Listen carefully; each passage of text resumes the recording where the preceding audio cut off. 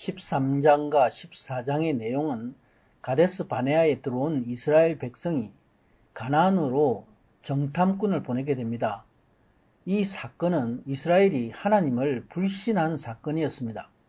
이스라엘 백성들은 이 사건의 결과로서 가나안 땅에 들어가지 못하고 40년 동안 1세대가 광야를 방황하게 됩니다.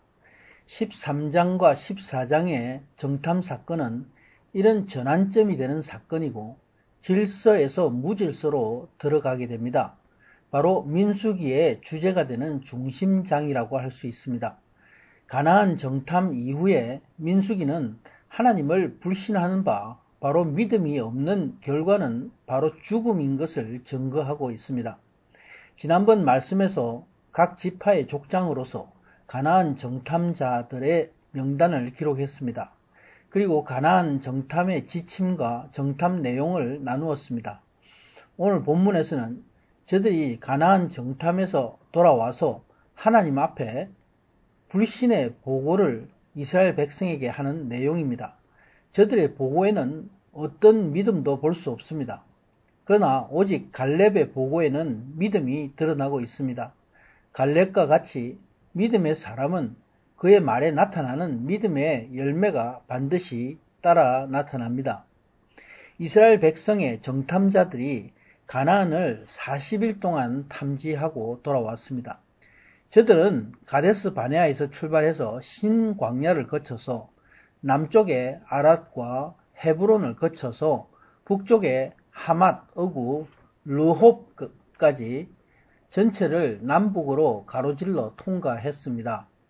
르홉은 이후에 단이라고 불린 이스라엘의 북쪽 끝입니다.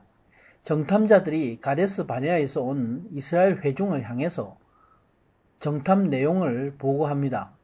저들이 가나안에서 가져온 과일을 내어놓으면서 보고할 때에 과연 가나안 땅은 젖과 꿀이 흐르는 좋은 땅임을 증거했습니다. 그러나 정탐자들은 헤브론 지역에 있었던 거인족인 아낙 자손에 대해서 하나같이 저들이 두려움의 대상이라 백성들에게 전하고 있습니다. 저들 거민이 거인이고 강하며 저들의 성읍이 견고하다 말씀합니다. 또 남쪽에는 아말렉인이 있었고 산지에는 헷인과 여부스인과 아모리인이 거했고 해변과 요단 강변에는 가나안인이 있었다 보고합니다. 바로 싸워야 할 족속들이 이렇게 많다는 의미입니다. 이제 이스라엘 백성들이 정탐자들의 보고를 듣고 술렁거릴 때에 갈렙이 백성들을 향해서 진정하라고 외칩니다. 이제 우리가 올라가서 그 땅을 취하자. 우리가 능히 이기리라. 이렇게 갈렙은 두려워하는 저들을 향해서 믿음의 선포를 하고 있습니다. 그러나 정탐자들은 이때에 갈렙과 함께 본 것들을 두려움으로 이야기하고 있습니다. 우리가 가나안에 올라가서 저들 대적을 치지 못할 것이다. 이것은 언제나 지금까지 함께 해오신 하나님을 불신하는 말입니다. 이렇게 저들이 불신앙으로 백성들에게 외칩니다. 저들이 우리보다 강하고 우리는 그 땅에 거할 수가 없다. 저들 아낙 자손은 네피림의 후손 대장부 거인이라서 우리가 이길 수가 없다. 우리는 저들에 비하면 메뚜기 같을 것이다. 이렇게 백성들에게 외쳤습니다. 오늘 이 장면에서 세 그룹이 나타납니다. 첫째 그룹은 대부분의 회중입니다. 이들은 불신을 외치는 정탐자들과 바로 그 불신을 듣는 백성들입니다. 그리고 두 번째는 갈렙입니다. 갈렙은 혼자서 믿음으로 나아가 승리할 것을 외치고 있습니다. 이스라엘의 많은 회중 가운데 단 한 사람입니다. 그리고 세 번째 그룹은 모세와 여호수아입니다. 이들은 하나님을 대신하는 종들이고 예수 그리스도를 상징하는 인물입니다. 정탐자의 명단에서 여호수아의 이름이 소개된 것과 같이 민수기 13장에서 하나님의 택한 사명자로서 새롭게 등장하는 것을 의미하고 있습니다. 모세가 마지막 사명을 감당할 때까지 여호수아는 모세의 그림자와 같은 역할을 했습니다. 30절에 갈렙이 모세 앞에서 백성들에게 말씀했다 기록하고 있습니다.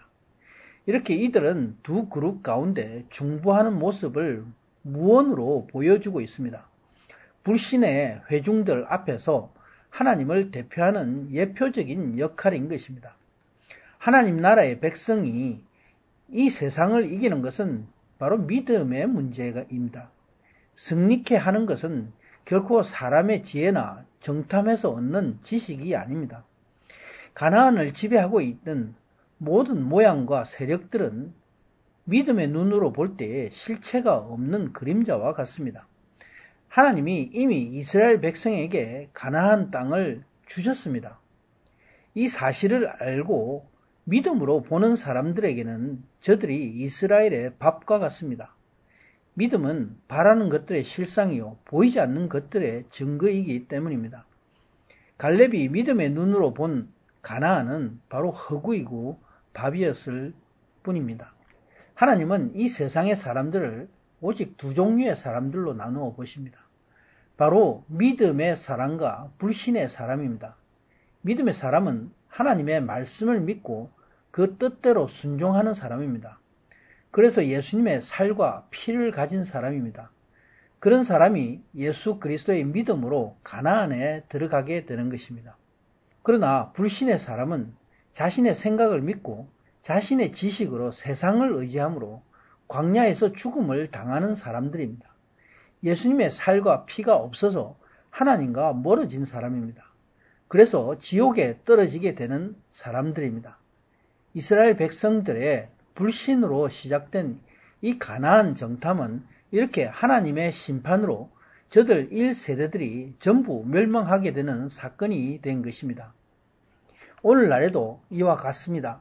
하나님의 말씀과 성령의 음성을 듣지 못하고 마음이 강팍하게 됨으로써 많은 사람들이 미혹이 됩니다. 그 결과는 바로 멸망의 길입니다. 히브리서 3장 7절에서 10절에서 이처럼 말씀하고 있습니다. 그러므로 성령이 이르신 바와 같이 오늘날 너희가 그 음성을 듣거든 노하심을 격동하여 광야에서 시험하던 때와 같이 너희 마음을 강팍해 하지 말라. 거기서 너희 열조가 나를 시험하여 정험하고 40년 동안의 나의 행사를 보았느니라. 그러므로 내가 이 세대를 노하여 가로되 저희가 항상 마음이 미혹되어 내 길을 알지 못하는도다. 이렇게 말씀하고 있습니다. 믿음의 사람이 시험에 들지 않을 것은 바로 예수 그리스도의 말씀과 예수님의 피 안에 있으므로 그 사람은 해놓 미혹되지 않습니다. 그래서 믿음의 사람은 하나님의 말씀으로 무장하고 성령님의 인도함을 받습니다. 그렇지 않다면 이 세상의 모든 세상적인 생각과 판단이 나를 미혹하게 되는 것입니다. 아멘.